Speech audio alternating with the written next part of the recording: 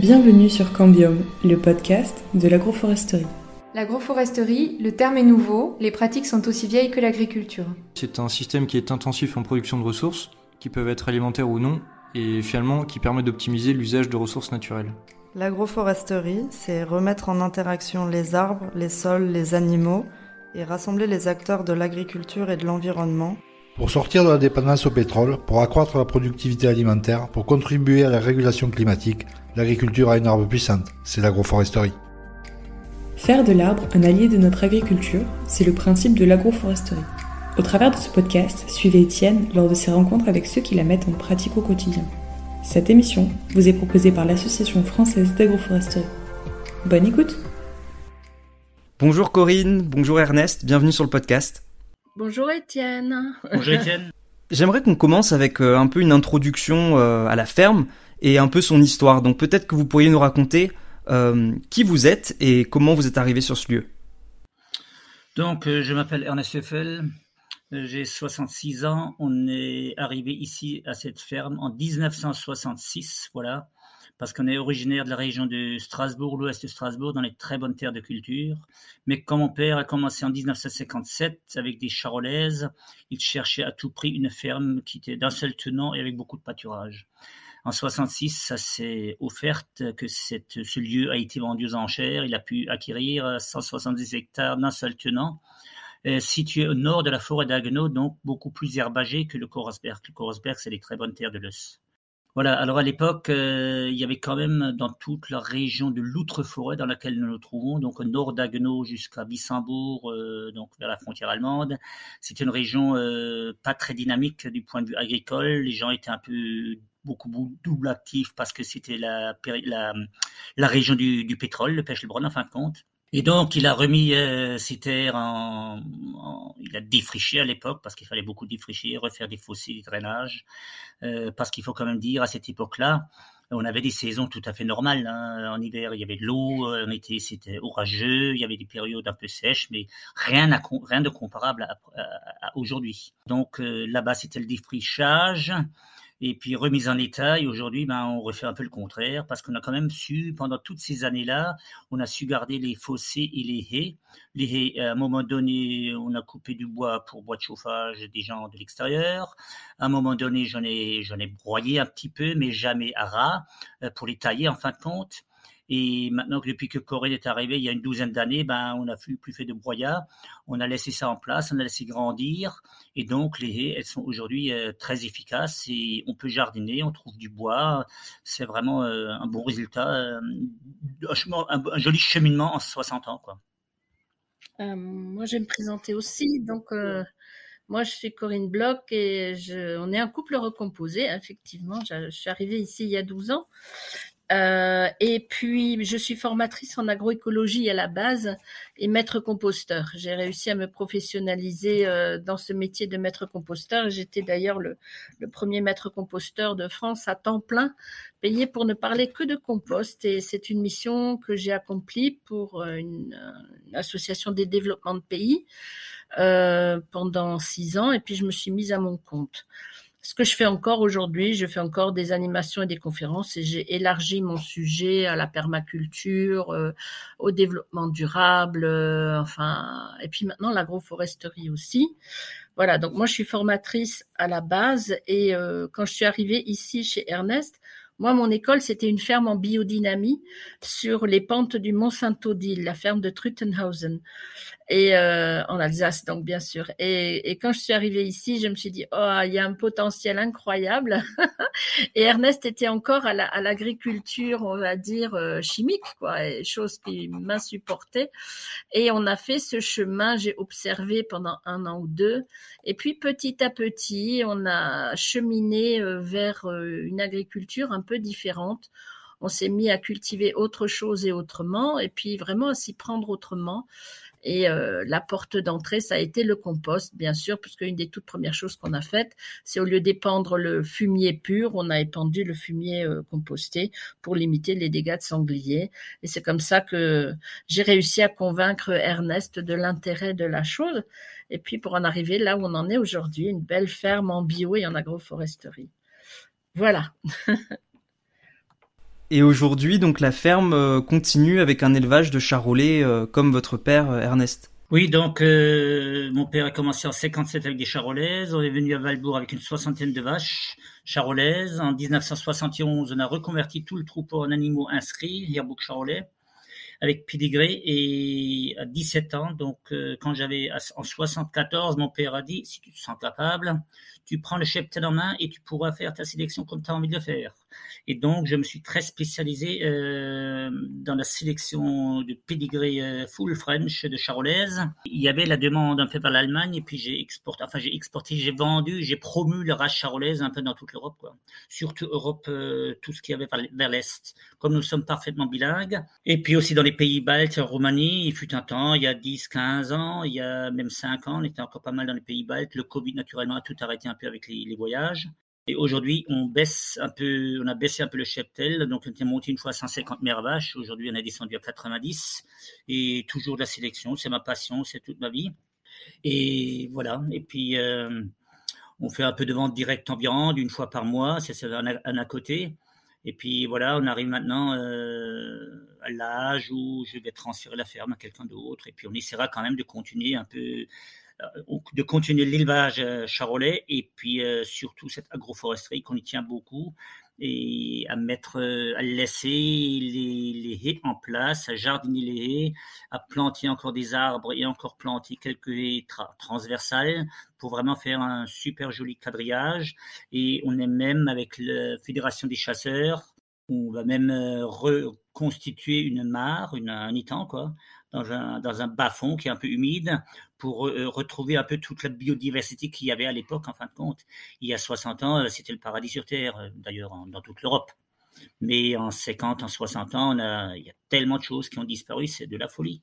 C'est pourquoi ce chemin-là va encore plus accéléré ces dernières années, parce que c'est vraiment chouette de retrouver des escargots, des oiseaux. Là, au printemps, ça commence à chanter de partout. On retrouve pas mal de choses qui reviennent, mais il faut juste leur laisser l'endroit, le lieu où ils puissent se protéger et vivre et se développer, quoi. Merci beaucoup déjà pour cette belle introduction. Et maintenant, justement, parlons de ces haies auxquelles vous avez fait allusion plusieurs fois. Donc la première étape, si je comprends bien, ça a été qu'il y avait de l'existant, et donc vous avez à un moment décidé de changer votre gestion de l'existant. C'est tout simple. Il y a déjà des années, il y avait déjà des fortes sécheresses. Et je savais qu'en 1976, dans le Charolais, les gens commençaient à couper des haies pour nourrir un peu les vaches. Et j'avais toujours observé que les vaches, elles grignotent les haies aussi haut et aussi loin qu'elles peuvent. Donc, qu'elles en ont besoin de ça. Elles en ont besoin de ça. Et puis, il y a des vitamines, des minéraux là-dedans. Elles recherchent. Et je crois qu'il y a 5 ans, on avait déjà une très forte sécheresse. 6 ans d'ailleurs. Et on a commencé à couper des haies, carrément, et puis même des haies, même des grands arbres, des vieux aulnes, des vieux saules. On a coupé, on a mis ça dans le pré, les vaches, elles ont grignoté là-dedans, elles ont mangé toutes les feuilles, grignoté un peu les branchages.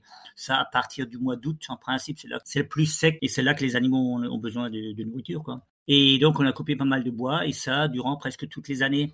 Et à l'époque, déjà, on savait qu'un jour, on va s'intéresser à la plaquette bois pour paillage. Vous savez, je suis quand même un peu de la vieille génération, mais je suis très ouvert et très, très curieux, et puis c'est très intéressant de changer, de s'y mettre. Il fallait quand même un peu de temps pour me convaincre qu'on va pailler des plaquettes bois. Il y a 7-8 ans, j'aurais dit, c'est encore une idée un peu folle, quoi, pailler des plaquettes bois. Aujourd'hui, je ne pourrais plus en passer, tellement que c'est efficace.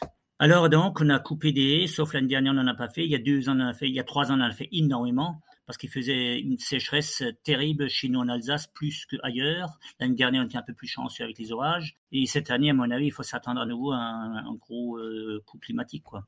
Donc, on a toujours certaines lumières de près à rejardiner, à sortir des arbres, des haies, et puis ça repousse tellement vite. Voilà, c'est comme ça qu'on s'est mis à cette plaquette de bois. Et puis, naturellement, on s'est intéressé aussi à replanter, à jardiner, à faire des formations, des conférences, et puis on est aussi invité à témoigner, et ça et c'est comme ça qu'on apprend toujours plus, tous les jours plus. Oui, je voulais dire aussi, la deuxième étape après le compostage du fumier, ça a été de cultiver autre chose et autrement.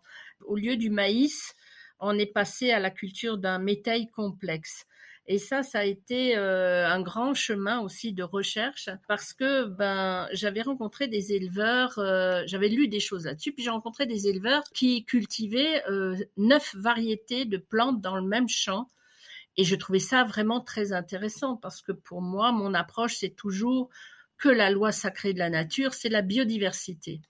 Et je me suis dit, c'est sûrement un très bon moyen, si on mélange céréales et légumineuses, de nourrir les unes par les autres et de protéger les unes par les autres. Et donc, on a cherché ce qui pourrait marcher chez nous en Alsace. Et on a donc trouvé un mélange de 7 variétés.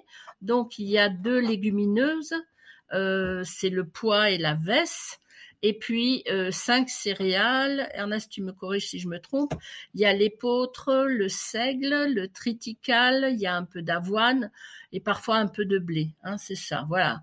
Un petit fond comme ça. Voilà. Et on a cultivé ça et ça a tellement bien marché, ce truc-là. Et on s'est affranchi comme ça du maïs pour nourrir les bêtes. On a commencé à nourrir nos bêtes avec du métail en grains pour ce qui est des céréales et entier pour les veaux et broyé pour les vaches, mais en partie, seulement un peu. On a un troupeau d'allaitantes, donc on en donne un peu à certaines époques de la vie, ça Ernest vous dira. Et puis on s'est mis à l'épeautre ancien, un vieil épeautre qui s'appelle Roter Tiroler, le rouge tyrolien, et c'est une variété qu'on cultive un petit peu chez nous en Alsace du Nord pour faire du pain. Et cet épeautre est une plante mais tellement merveilleuse aussi et qui nous a bien aidés parce que c'est un épeautre qui contient beaucoup de vitamine B9. C'est la vitamine de la fécondité. Et donc, nos vaches, elles remplissent mieux, elles viennent très vite, elles deviennent très vite pleines. Et puis, elle contient beaucoup d'enveloppes. Et ces enveloppes sont un peu rugueuses. Et donc, ça développe chez les veaux qui le mangent entier un très bon système de rumination. Et on a été très contents de remplacer, on va dire, des cultures traditionnelles pour nourrir des bêtes, qui sont le maïs en silage et enfin tout ça, par ce métail, ce vieil épeautre. Et puis, bien sûr, on s'est mis à la luzerne, on fait des mélanges d'herbes dans les prairies, et puis notre très bon foin. Et on récolte aussi, on avait failli abandonner parce qu'Ernest disait « ouais, ça nourrit pas bien, non. » Mais c'est de la prairie Natura 2000 qui vient de l'autre côté du Rhin, donc en Allemagne. Donc on fait pas mal de kilomètres pour entretenir des paysages absolument merveilleux de l'autre côté du Rhin qui n'ont jamais été remembrés, avec des vergers, des prairies en fleurs. Enfin, c'est un lieu extraordinaire. Parfumé, c'est quelque chose d'incroyable à voir. Et donc, c'est de la fauche tardive, de prés inondables par remontée de nappe du Rhin. Et c'est plein de fleurs.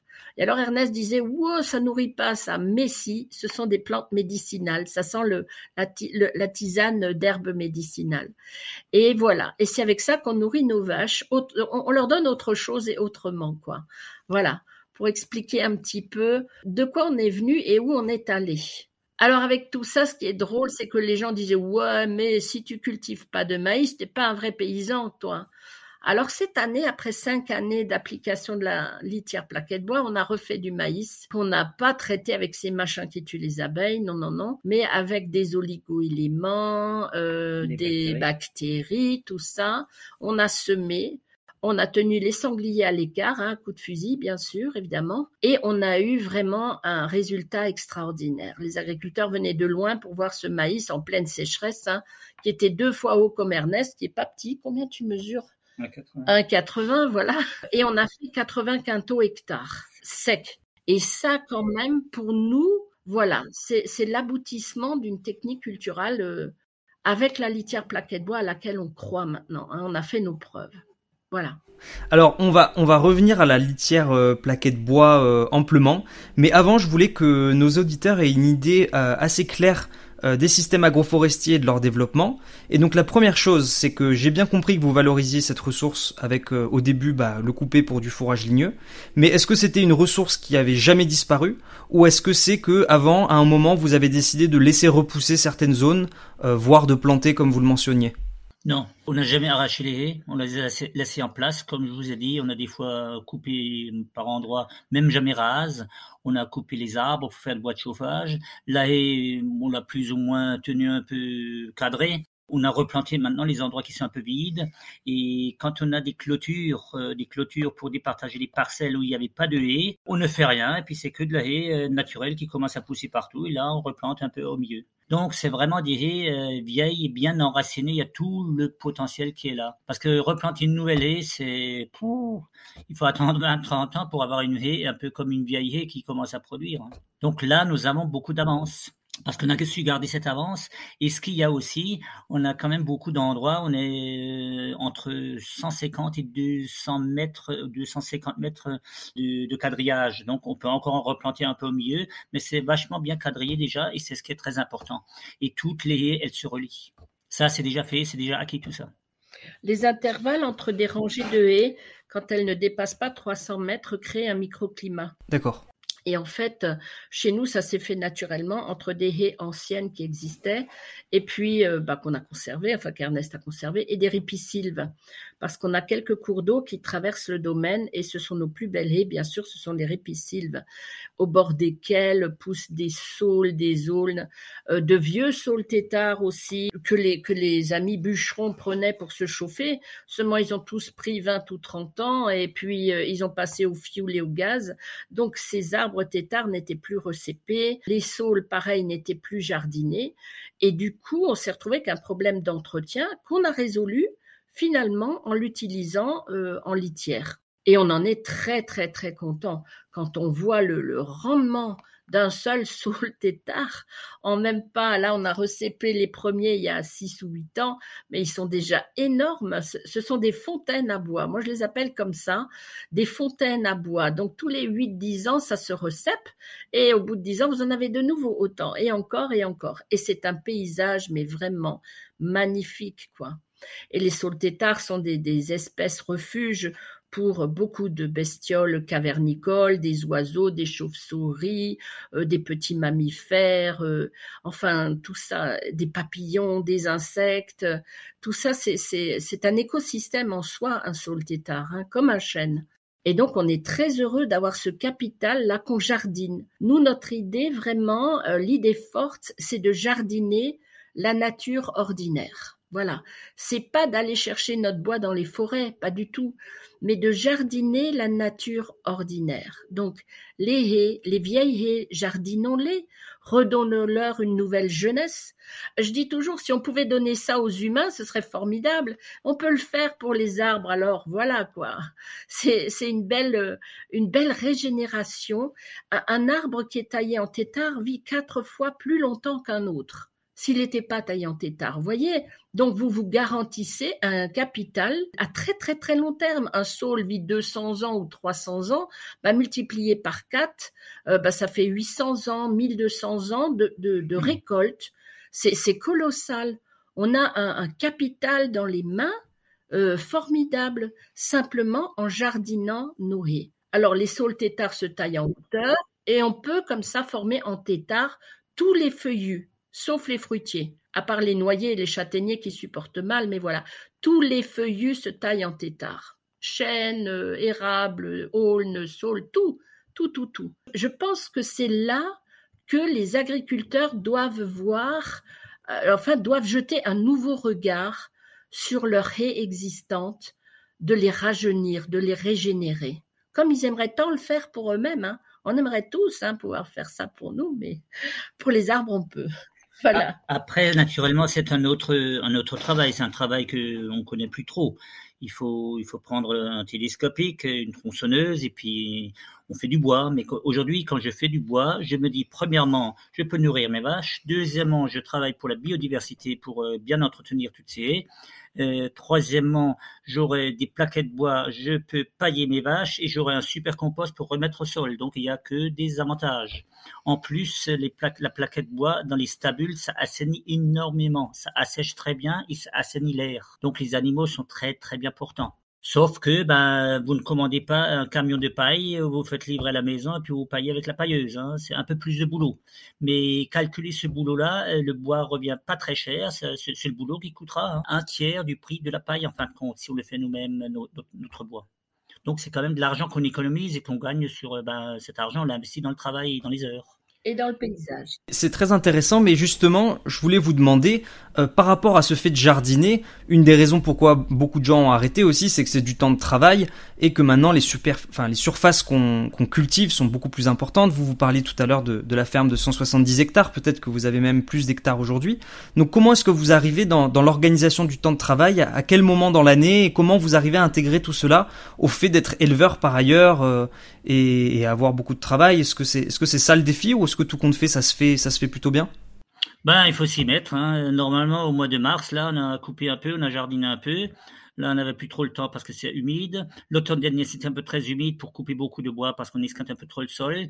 Mais bon, on verra cette année. Peut-être il y a une grosse période de sécheresse. On sera très content de pouvoir couper du bois, nourrir les vaches. Et ça sera généralement au mois d'août, septembre. Bon, là, il y a plus de temps qu'en hiver quand tout le bétail est rentré. Il faut s'appliquer et puis le mettre dans le programme un peu de l'année, quoi. Naturellement, la ferme n'a pas grandi. On était déjà plus grand, mais on a retourné à 180 hectares, plus la trentaine en Allemagne.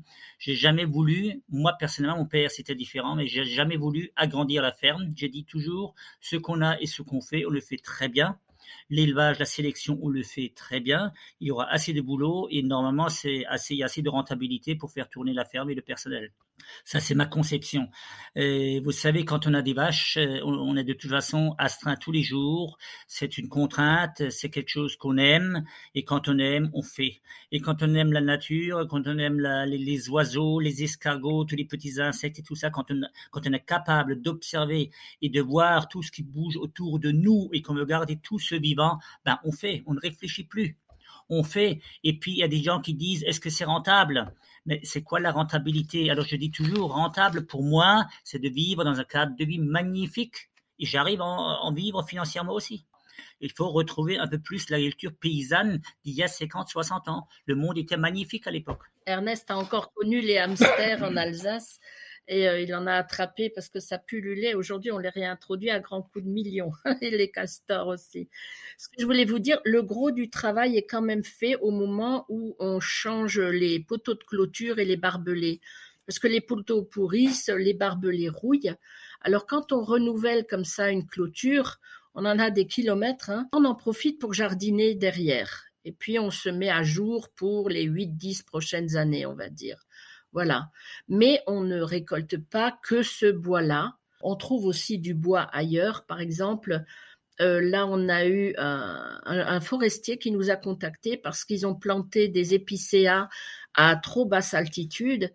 Et donc, ils ont été scolités. C'était une panique, quoi. Donc, ils ont tout coupé et ils ont mis sur un tas. Mais personne ne voulait de ce tas. Et ce tas est resté là pendant 3 ans. À perdre ses aiguilles, c'était un joyeux bordel qui ressemblait vraiment plus à rien du tout et dont personne ne voulait.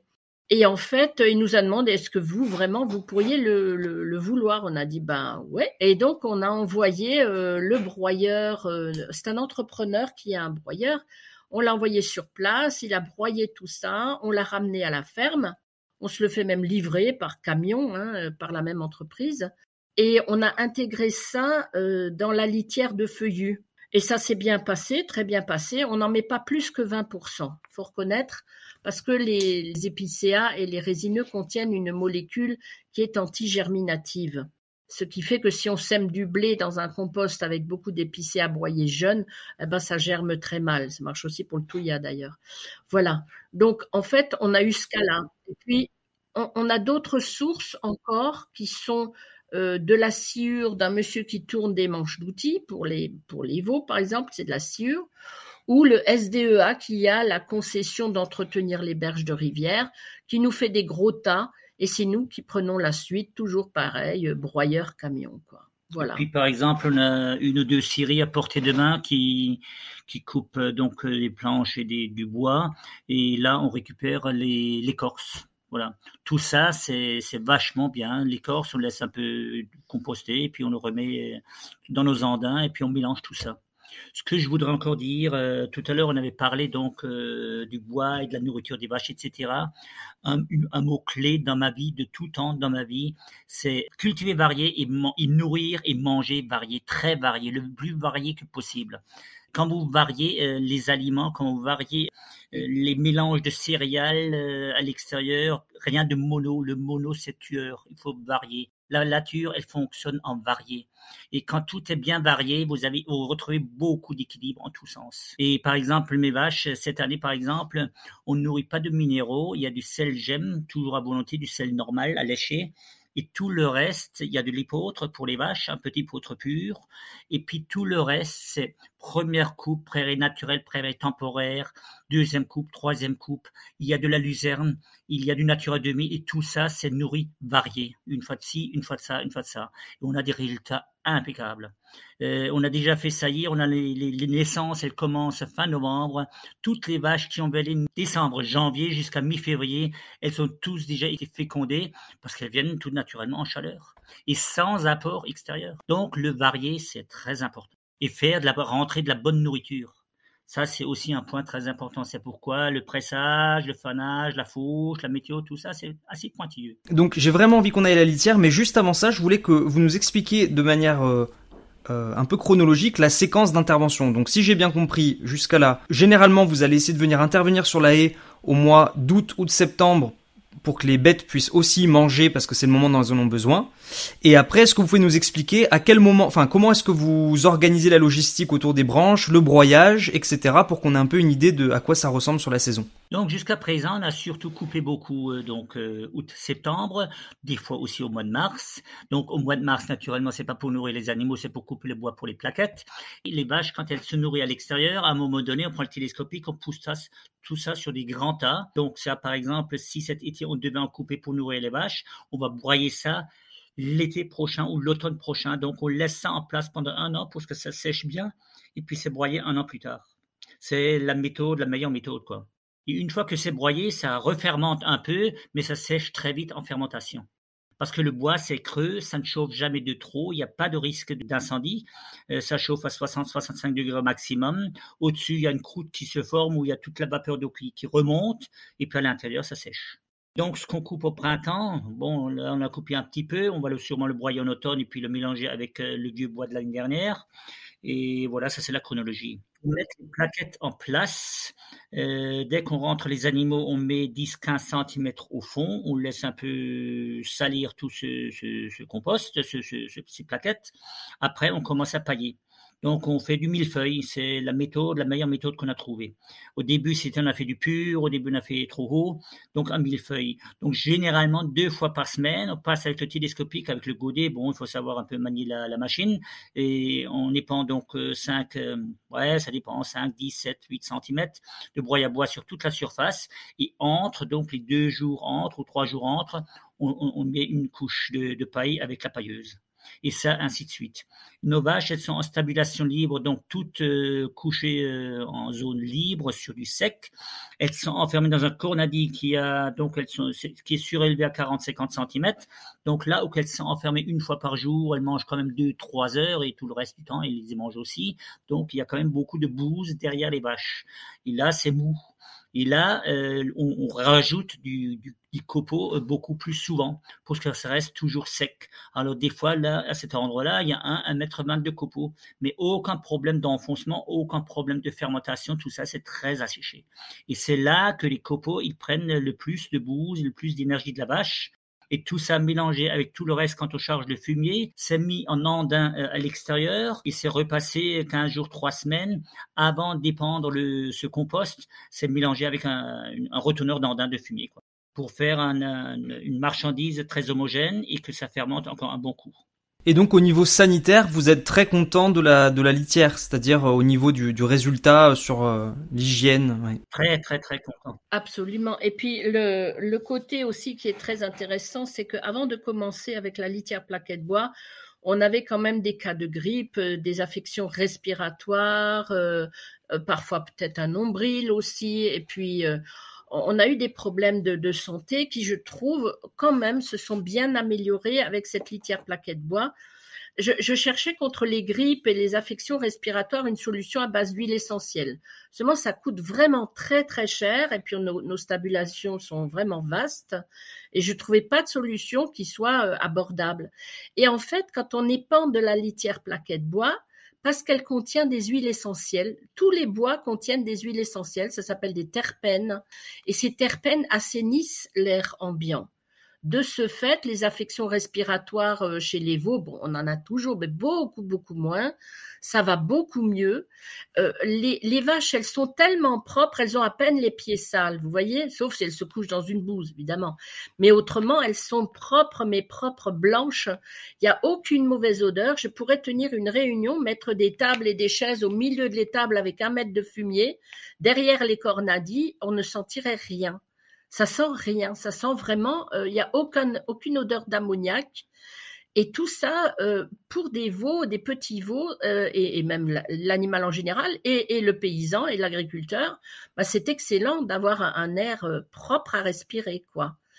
Et c'est sûr que dans les box de vélage, bah, parce qu'on a de la sciure, on met paille sciure, mais là encore, pas d'odeur d'ammoniac, rien du tout. Et puis, les vaches ont des pies très propres, ce qui fait que les veaux, eh ben, ils têtent des pies très propres. Et donc, moins de problèmes digestifs aussi, à la clé, quoi. Voilà. Je sais pas si Ernest veut rajouter quelque chose sur l'état de santé. Bon, c'est vrai, mettre les copeaux, mettre régulièrement de la paille et tout ça bien propre, c'est un certain travail aussi, mais c'est un travail très bon pour les animaux, pour l'éleveur, et puis ça fait plaisir quand les animaux se sentent vraiment à l'aise. Chez nous, je dis toujours, les animaux, c'est logé en 5 étoiles.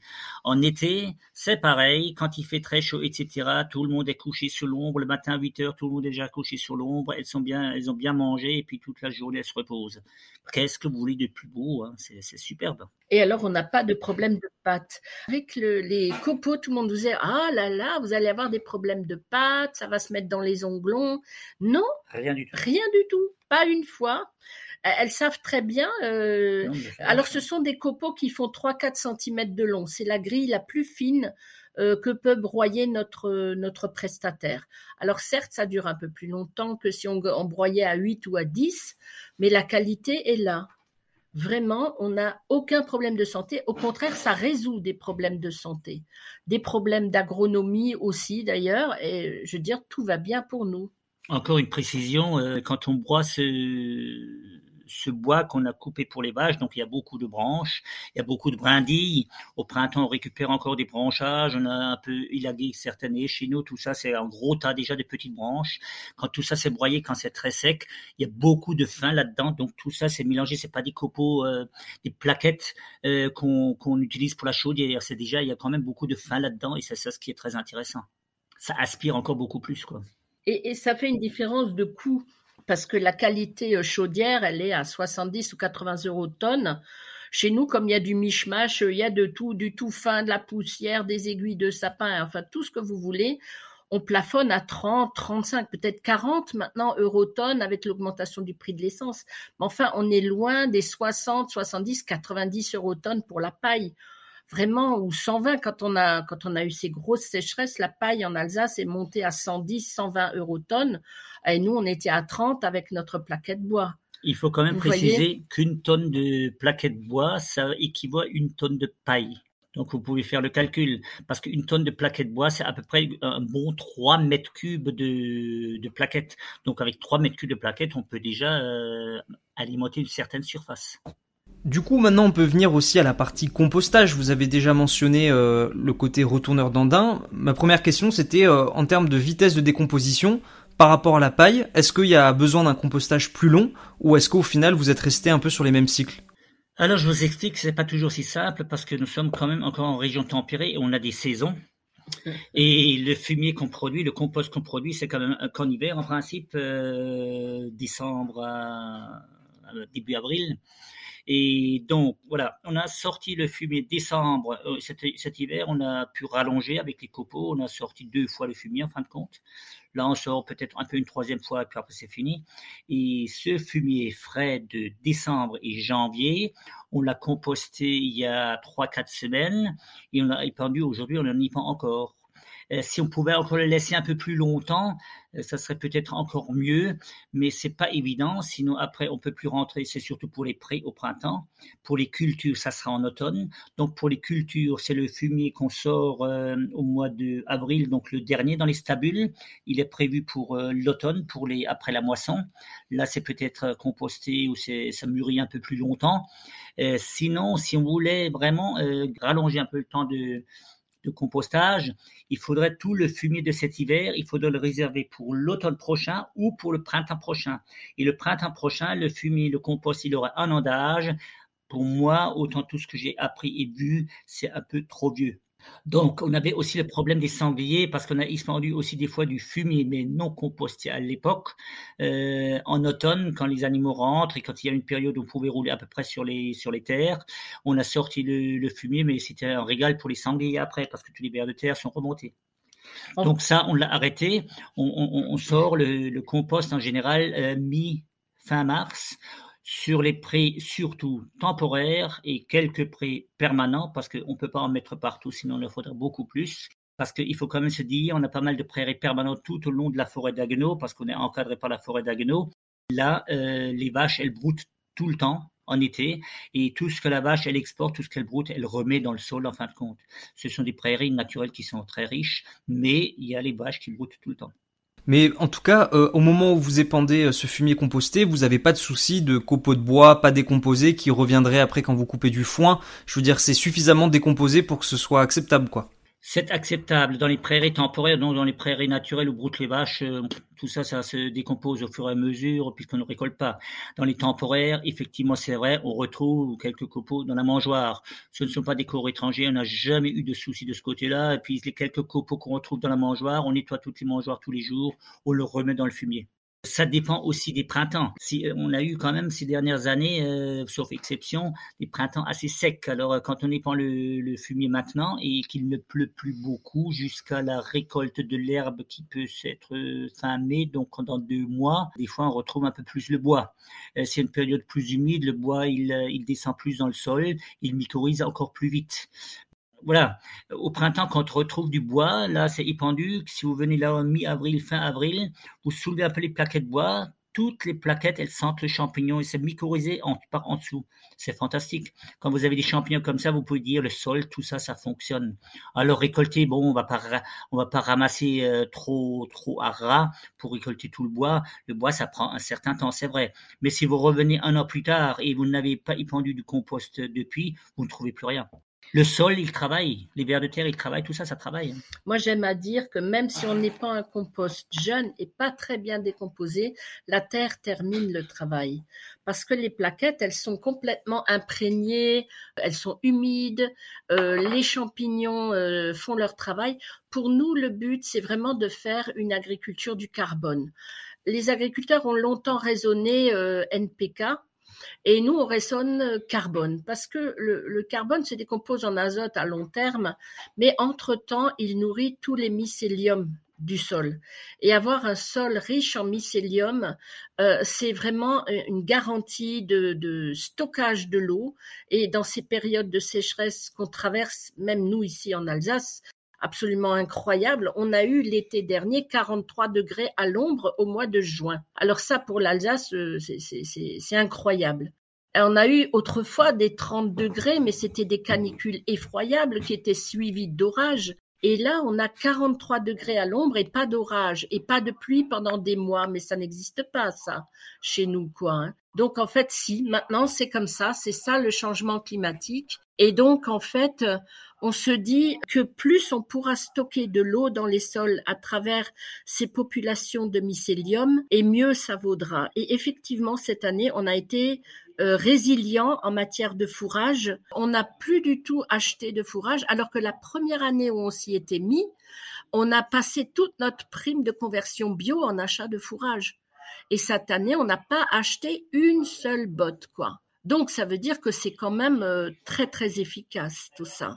Et j'ai une question un peu technique sur le compostage, c'est que le dernier épisode que j'ai enregistré avec Yves et Tignard, où ils font aussi de la plaquette, et aussi ils sont en train de composter leur litière, etc. Lui me disait qu'il faisait le contraire, c'est-à-dire qu'au lieu de le composter, il le compactait pour enlever l'oxygène, pour empêcher qu'il fermente, parce qu'il préférait le mettre frais, en disant qu'en fait c'était important que que la bouse ne soit pas prédigérée par le compost et qu'elle arrive sur le sol où les micro-organismes du sol aient une matière plus fraîche. Donc là c'est les petits débats sur le compostage, mais je serais curieux de voir ce que vous en pensez. Est-ce que pour vous c'est essentiel de retourner la litière ou est-ce que vous pourriez l'épandre juste comme elle est ?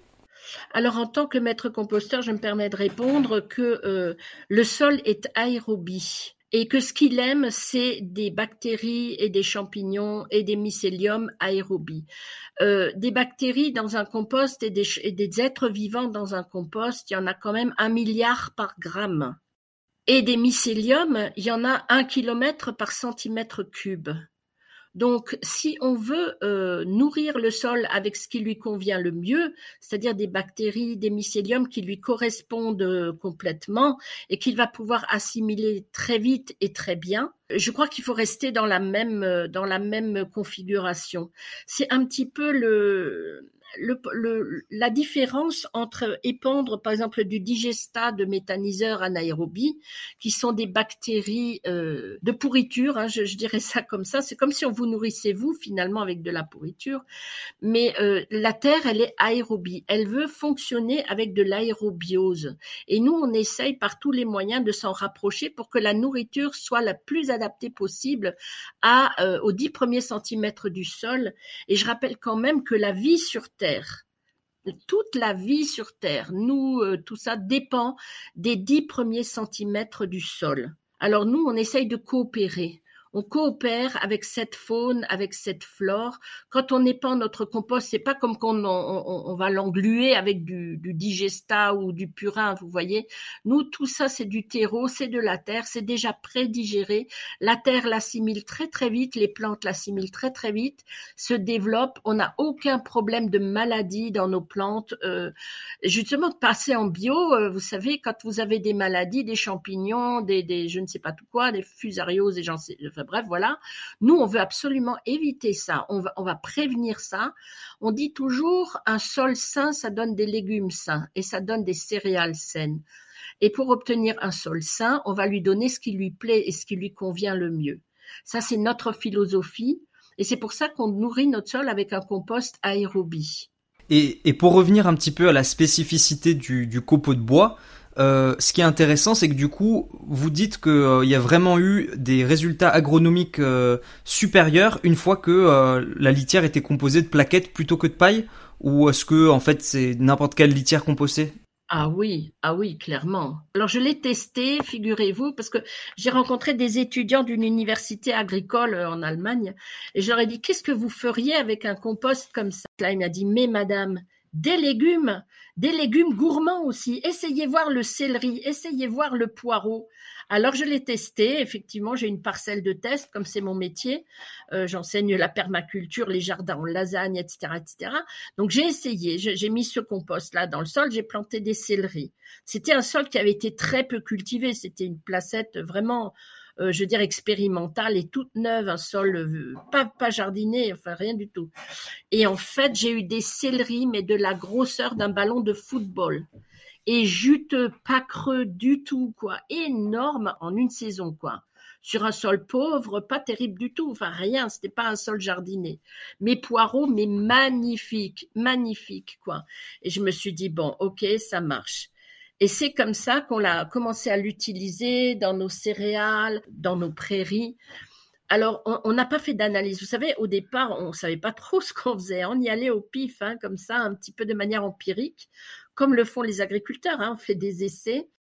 Et on a vu qu'il n'y avait pas d'herbe vert noir ou vert jaune. L'herbe, elle était juste magnifique, dense, drue, grasse. Et voilà, les céréales, enfin notre métail de toute façon, magnifique en fleurs, dense. Pas de saleté dedans non plus. Ça, c'était le grand avantage parce que en bio, on craint beaucoup les champs qui se salissent. Mais quand vous compostez votre fumier, vous faites chauffer et les graines de mauvaises herbes, vous en réduisez grossièrement, enfin une grosse partie, quoi. Et alors le champ, magnifique, quoi. Il est propre. Un champ de métail chez nous est propre. Même l'épeautre qui tale énormément, le champ était propre parce que, oui, on épand un compost, on va dire, relativement jeune, relativement frais. C'est notre vieil ami Daniel Brem, ingénieur agro, qui nous avait dit Ça dépend de ce que vous voulez. Est-ce que vous voulez de la Alice Sapritch ou de la Brigitte Bardot dans votre compost?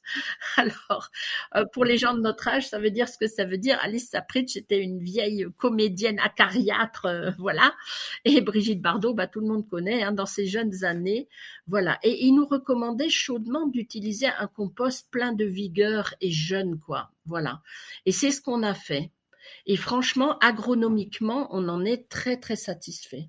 Dans les terres de culture, parce que là, on remet un peu plus en culture, parce qu'il faut quand même se dire, avant de passer en bio, toutes nos terres de culture, il y a une 40aine d'hectares, on a carrément mis du trèfle violet et du raie gras pour faire un nettoyage, voilà. Donc pendant 3-4 ans, on n'avait presque pas de culture, tout était en herbe ou en luzerne.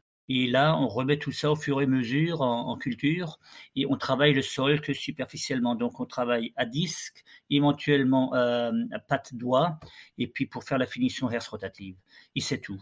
Ce qu'il faut quand même dire avec notre compost, c'est quelque chose de très sain. Il y a énormément de champignons qui se développent. Ça, c'est vachement important. Et plus aucune chimie et plus aucune monoculture, et rien de mono. Parce que si vous faites du mono, vous essayez d'écarter toutes les autres plantes pour juste favoriser la vôtre. Écarter les autres plantes, ça veut surtout dire travailler avec de la chimie. Donc vous tuez tout le cycle de la vie. Et si vous laissez vivre tout, comme c'était aussi autrefois, toutes les plantes qui se marient, les insectes, les oiseaux, les vertébrés, tout ce monde-là travaille. Et travaille pour vous. C'est pourquoi l'importance de la haie, c'est maintenant véridique et c'est connu, on a fait plein d'analyses. En principe, l'idéal, si vous avez une belle haie en place, elle vous protège les cultures jusqu'à 70-75 mètres. Donc, avoir une belle haie, comme nous on en a, tous les 150 mètres, c'est parfait. Il y a beaucoup de choses qui se régulent tout seul, mais il faut laisser le vivant en place. On a un très bon ami et il a un très très grand jardin. Et il y a des années, il voulait de fumier, j'en ai pas besoin, de fumier de vache, j'en ai pas besoin, de compost non plus. Il en a cherché l'année dernière quelques petites remorques avec sa voiture. Cette année encore une fois. Et là, il m'a demandé de lui ramener carrément une benne, donc 6-7 tonnes de ce compost. Il a dit c'est fantastique. Et ça a un fin jardinier. Voilà. Comment est-ce que vous voyez le rôle de l'arbre un peu dans la stratégie plus globale de la ferme et dans les problématiques auxquelles vous faites face? L'arbre, effectivement, vous savez, c'est un grand climatiseur déjà. Tout autour de lui-même, il climatise. C'est une espèce de grande cheminée où l'eau circule et qui rafraîchit le climat. Donc, je pense que voilà. Et il y a cette histoire de stockage de carbone dans le sol. Un des grands oubliés de la lutte contre le changement climatique, c'est le carbone qu'on va pouvoir stocker dans les sols. Et l'arbre et les déchets de bois en général, la nature ordinaire, etc., c'est vraiment un vrai sujet, un véritable outil. La haie et les ripisylves sont de véritables outils pour lutter contre le changement climatique. Alors chez nous, sur le bassin Rhin-Meuse, la nouvelle politique du bassin, c'est justement que l'eau, là où elle tombe, elle doit pouvoir s'infiltrer. Alors ça, c'est pour nous vraiment la nouvelle dynamique. On va essayer de travailler ça avec nos petites rivières, avec nos ripisylves. On a déjà tenté, et ça marche plutôt bien, d'écrêter les crues d'une petite rivière qu'on laisse s'épandre dans la vallée. On a mis toute la vallée sous eau, simplement en la laissant inonder la vallée. On a enlevé un gué.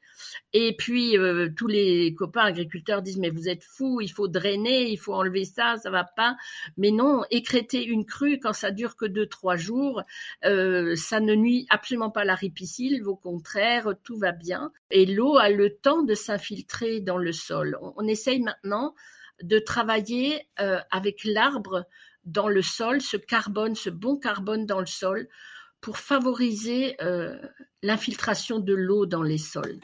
C'est vraiment notre question, quoi. Au tout début, on a mentionné aussi l'utilisation du fourrage ligneux. C'était un peu le point de départ de l'histoire que Ernest nous a raconté. Aujourd'hui, je voudrais savoir comment ça se passe très pratiquement, c'est-à-dire juste on coupe l'arbre, on laisse les vaches venir se servir. Alors, nous, on nourrit les vaches à partir de mi-juillet avec du saule marceau, du saule cendré. Ce sont des saules buissonnants qui deviennent très vite envahissants. Ils s'élargissent et dès qu'ils touchent le sol, ils repartent. Donc ils drageonnent quoi en fait. Et le fait de les jardiner, donc on fait une petite tête au sol quoi, si vous voulez. On fait une boule au sol. C'est comme ça qu'on doit recéper toutes les haies, d'ailleurs les noisetiers, les fusains, etc., etc.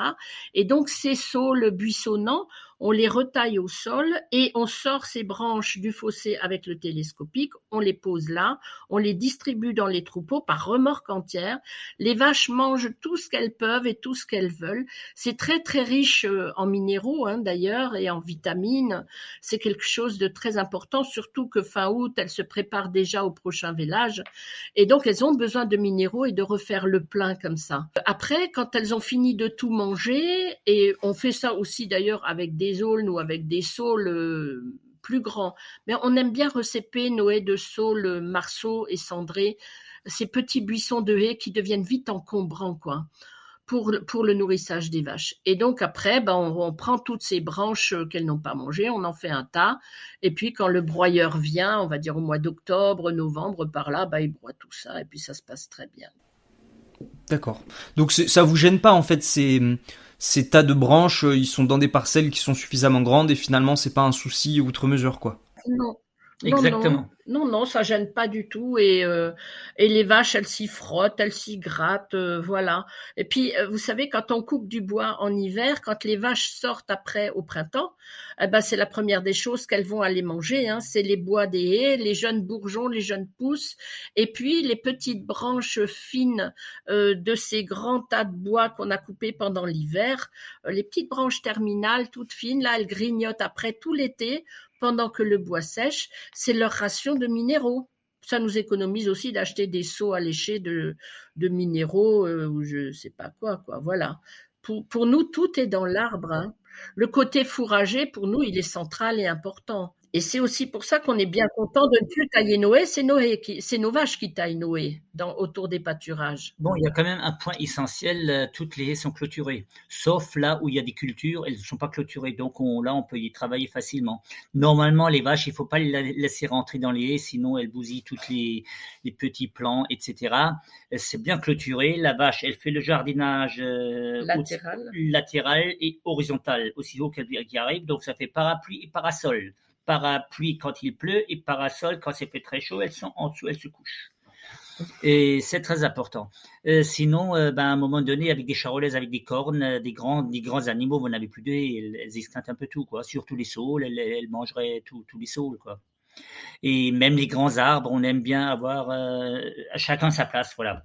Les vaches d'un côté, les arbres d'un autre côté, et puis c'est clôturé à une bonne largeur, et puis tout le reste on laisse aller. On a tous les ans un tronçon où il y a des vieux arbres, des vieux saules, c'est encore le cas cette année, et des vieux saules, vraiment vieilles rivières au cours d'eau. Et là, on va couper, on va faire des grosses coupes parce que tout ça, ça rejaillit après, et puis on reclôture.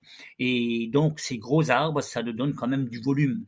Parce que l'hiver dernier, enfin cet hiver-là, on a utilisé presque 2000 mètres cubes de bois, c'est déjà immense. Donc, il faut déjà des gros tas de bois. C'est pas avec des petits branchages et puis des saules marceaux qu'on arrive à faire vraiment autant de volume. Donc, il faut aussi du gros bois. Là, par exemple, nous avons une petite forêt qui est à la ferme, 4,5 hectares.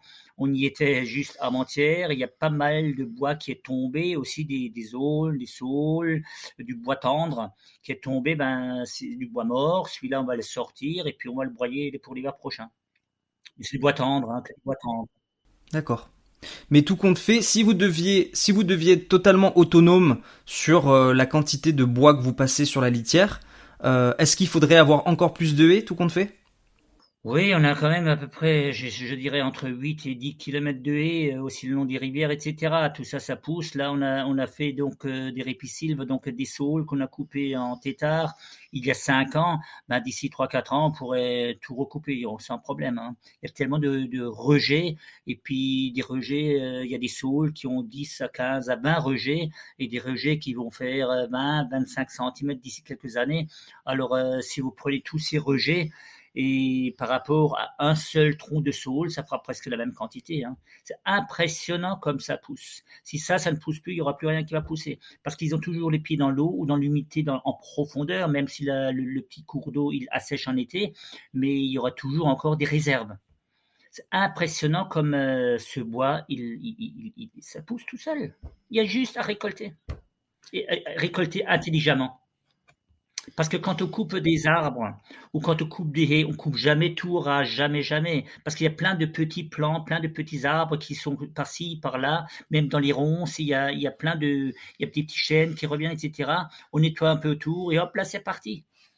Et comme ça, le long du cours d'eau, c'est tellement large, il y a tellement de réserves, il y a plein de plants qui attendent juste à être éclaircis. Donc on coupe un peu le plus gros, un peu ce qui est tordu, même des fois il y a des merisiers qu'on pourrait même récolter, même des peupliers des fois qui sont venus aussi comme ça, qu'on récolte pour les planches, et puis on en laisse de temps à autre. Il y a pas mal de jeunes bois, et dans 3-4 ans, ce jeune bois, il s'épaissit tellement vite. On a tout près de la ferme, on avait un saule, il y a 5 ans, c'était un petit saule, aujourd'hui c'est un saule énorme, tellement vite ça pousse. C'est vrai. À vous écouter, on a l'impression que vous avez un système qui est assez abouti. Est-ce que vous avez quand même encore des projets de développement autour de l'arbre sur la ferme, ou tout compte fait, vous êtes assez content de gérer l'existant? On a déjà assez de travail à gérer l'existant. On va encore planter un peu, on va faire une mare, voilà, et puis on va peut-être refaire une autre mare. C'était des anciens trous d'eau, des affaissements miniers chez nous, comme il y avait le Pechelbronn. Oui, encore tellement de belles choses à faire et à développer. La nature, elle est chouette. Et quand on est mettre dehors et observer tout ça et tout le retour qu'on a, c'est éternel. On a du boulot tout le temps. Là, je rêve, si j'avais la retraite et pas toutes les vaches à m'en occuper encore, avoir une petite scie à la main, une petite tronçonneuse sur une tige, et puis à nettoyer un peu les jeunes troncs d'arbres pour que ça fasse des jolis arbres plus tard. Il y a pas mal de chênes qui poussent chez nous, etc. Des merisiers. Donc un jardinier continue à jardiner. Je pourrais m'occuper la moitié de l'année à faire que ça. Ça serait un beau travail de paysan retraité. Ça viendra peut-être. On n'y est pas encore. Vous savez, Victor Hugo a dit une très belle phrase. Il a dit « L'humus des villes doit retourner à la campagne ». Et c'est vrai, hein, parce que quand on regarde un petit peu toutes les haies, tout l'espace rural ordinaire qui est dans les villages, tous les déchets de bois des villages, etc. Il faudrait pouvoir rendre ça à la terre autour, et on serait tous bien plus heureux et on mangerait une alimentation riche et facile à produire, quoi, hein. Corinne et Ernest, merci beaucoup d'avoir pris le temps de partager votre expérience avec nous. Merci à vous, Étienne, de nous avoir interrogés, et puis on est très heureux effectivement de partager notre expérience avec nos collègues. Merci Étienne, toujours avec grand plaisir, on partage et on essaie d'essaimer notre nouvelle formule pour entretenir le paysage et la paysannerie surtout. Cet épisode de Cambium est déjà terminé, on espère que vous avez passé un bon moment en notre compagnie. Si vous souhaitez en savoir plus, rendez-vous sur notre site internet agroforestery.fr et sur nos réseaux sociaux. Ce podcast vous a plu ? N'hésitez pas à liker et commenter cet épisode et à le partager à vos proches. Abonnez-vous sur votre plateforme d'écoute préférée pour ne pas manquer la suite de notre aventure. À bientôt !